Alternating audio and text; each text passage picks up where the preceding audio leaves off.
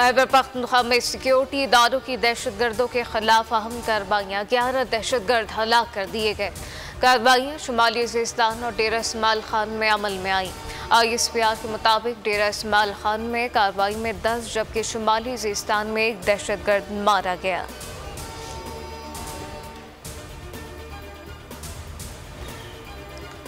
PTI का जुमे से मुल्की एहतजाज का ऐलान। रहनुमा PTI उमर अयूब ने कहा, फैसलाबाद से तहरीक का आगाज़ करेंगे। 5 मई को कराची में जलसा होगा। ज़िमनी इलेक्शन में जो हुआ वो घिनौना जुर्म था। बैरिस्टर गौहर बोले, कमिश्नर पिंडी से की गई इंक्वायरी को सामने लाया जाए।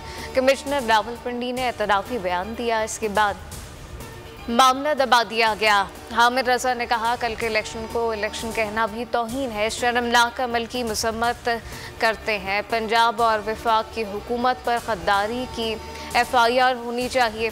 ज़िमनी इलेक्शन के नताइज को मुस्तरद करते हैं।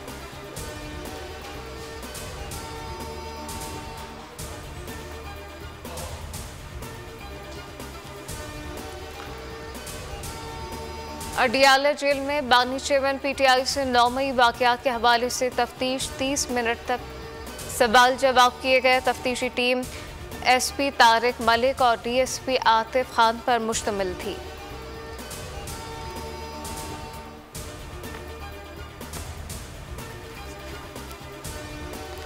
पाकिस्तान स्टॉक मार्केट नई तारीख रकम इंडेक्स 71,671 की बुलंद तरीन सतह पर ट्रेडिंग जारी। KSE 100 इंडेक्स 553 पॉइंट्स इजाफे के बाद 71,433 पॉइंट्स पर बंद।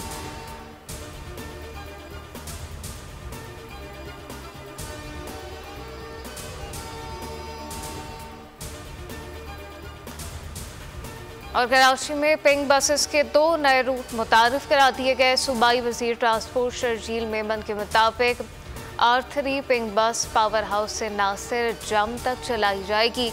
R9 बस गुलशन हदीद से टावर तक चलाई जाएगी। तकरीब से खिताब करते हुए फलियाल तारकुन ने किराए में मजीद कमी का इंदिया दे दिया।